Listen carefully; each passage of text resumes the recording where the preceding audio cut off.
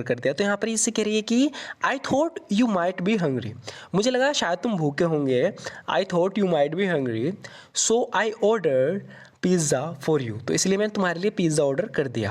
I thought you might be hungry so I ordered pizza for you, मुझे लगा तुम भूखे होंगे इसलिए मैंने तुम्हारे लिए पिज़्ज़ा ऑर्डर कर दिया। यहाँ पर ये कह रहा है कि मैंने दोपहर के खाने में पिज़्ज़ा खाया। आई हैड पिज़्ज़ा फॉर लंच, यानी लंच में मैंने पिज़्ज़ा ही खाया था। I had pizza for lunch, I had pizza for lunch, यानी मैंने दोपहर के खाने में पिज़्ज़ा ही खाया था। I had pizza for lunch, इसलिए मुझे रात के खाने में पिज़्ज़ा नहीं चाहिए। So I don't want pizza for dinner, so I don't want pizza for dinner, इसलिए मुझे रात के खाने में पिज़्ज़ा नहीं चाहिए। So I don't want pizza for dinner. Please मेरे लिए तुम एक अंडा उबाल दो। यहाँ पर ये कह रहा है कि please boil an egg for me, please boil an egg for me, please मेरे लिए तुम एक अंडा उबाल दो। Please boil an egg for me, please मुझसे ऐसा मत करवाओ। Please don't make me do it, इसे अंडे से एलर्जी है इस लड़की को, तो कह रही है कि प्लीज़ मुझसे ऐसा मत करवाओ। Please don't make me do it, please don't make me do it, please मुझसे ऐसा मत करवाओ, मुझे अंडे से एलर्जी है। I am allergic to egg, I am allergic to egg, यानी मुझे एग्स जो होते हैं, जो अंडे होते हैं, उनसे मुझे एलर्जी है। I am allergic to eggs. वहाँ पहुँचने के लिए आपको लंबा सफ़र तय करना होगा। ये बताना चाह रहा है कि बहुत दूर रास्ता है वहाँ पर, तो पैदल आपको काफ़ी दूर तक जाना होगा, काफ़ी लंबा समय तय करना होगा। इसे इंग्लिश में बोलेंगे you have to walk a long way to get there, you have to walk a long way to get there.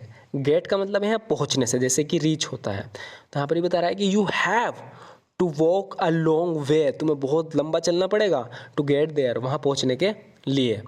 Station तक पैदल चलकर जाना बहुत लंबा है, कह रहा है कि बहुत दूर का रास्ता है यहाँ से स्टेशन तक का। बता रहा है कि it's too far to walk to the station, it's too far to walk to the station, यानी अगर चल के जाओगे तो बहुत लंबा रास्ता है यहाँ से स्टेशन का।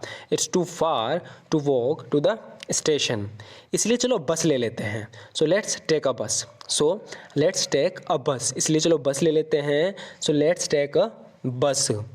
मैं नहीं जा रहा हूँ स्टेशन तक चलकर, ये कह रहा है कि मैं नहीं जाऊँगा चलकर स्टेशन तक। I am not walking all the way to the station, I am not walking all the way to the station, मैं पूरे रास्ते स्टेशन चलकर नहीं जाऊँगा। आई एम नॉट वॉकिंग, मैं नहीं जा रहा हूँ, I am not walking all the way to the station. ये बोल रहा है कि मैं चलने की बजाय टैक्सी लेना पसंद करूंगा। इसे इंग्लिश में बोलेंगे I would prefer, I would prefer, I would prefer का यूज़ होगा यहाँ पर।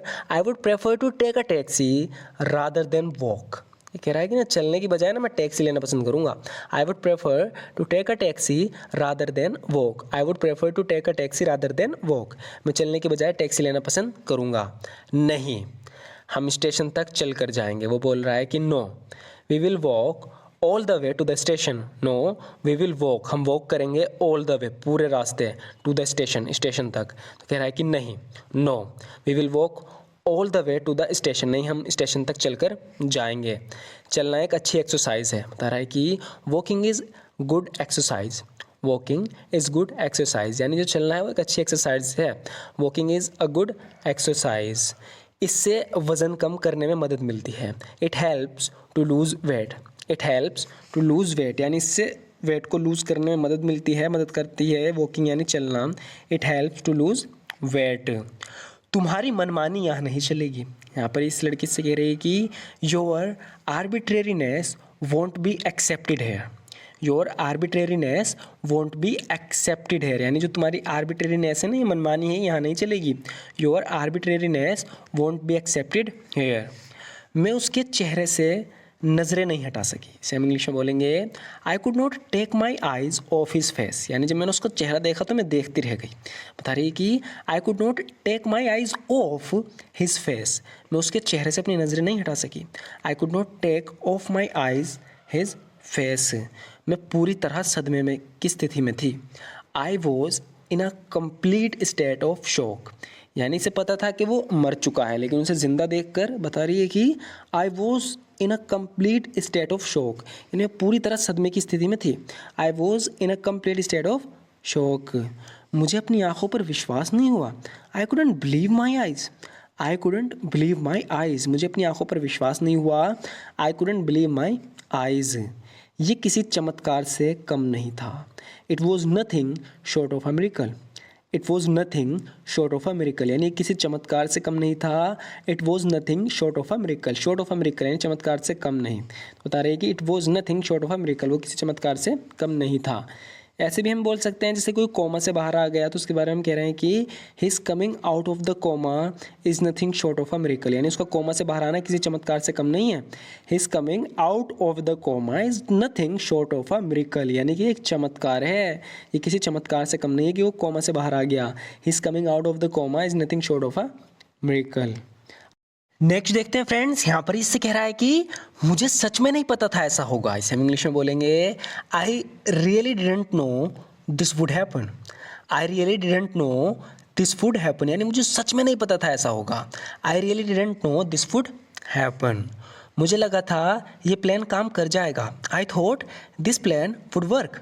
I thought this plan would work, तो यहाँ पर हमने वुड का यूज़ किया है क्योंकि पास्ट में बात चल रही है। जब भी विल की पास्ट फॉर्म जो होती है वो वुड होती है, तो जब भी हम पास्ट में बात करते हैं अब वहाँ पे गा आ रहा हो तो उसके लिए हम विल का यूज़ नहीं करेंगे, वुड का। जैसे कि यहाँ पर भी आई रियली डिडंट नो, यानी मुझे सच में नहीं पता था गया है ना, तो इसलिए वुड का यूज़ होगा। दिस वुड हैपन, मुझे सच में नहीं पता था ऐसा होगा। ऐसे यहाँ पर है आई थॉट, मैंने सोचा था या मुझे लगा था, दिस प्लान वुड वर्क, ये प्लान काम कर जाएगा। मैं तुम लोगों को यहाँ नहीं लाता।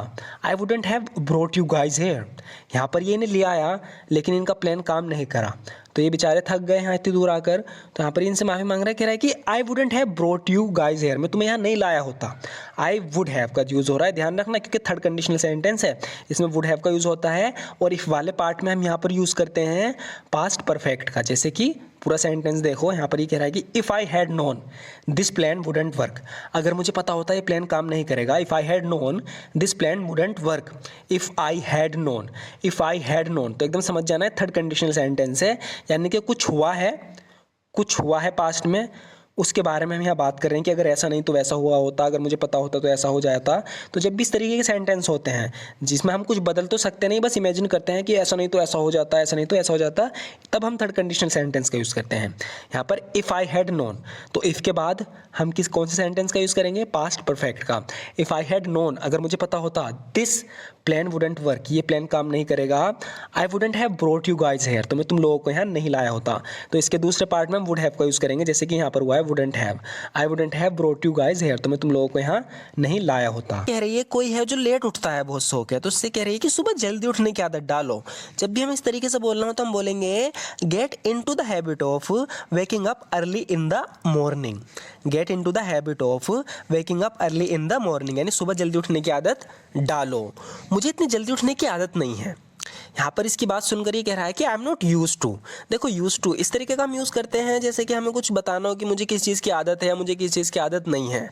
तो यहाँ पर जल्दी उठने की बात चल रही है, अगर हम कहें कि I am used to getting up early, यानी कि मुझे जल्दी उठने की आदत है, लेकिन यहाँ पर ये कह रहा है कि मुझे इतनी जल्दी उठने की आदत नहीं है, तो इसे हम इंग्लिश में बोलेंगे I am not used to. तो यहाँ पर नोट का यूज़ होगा I am not used to getting up this early.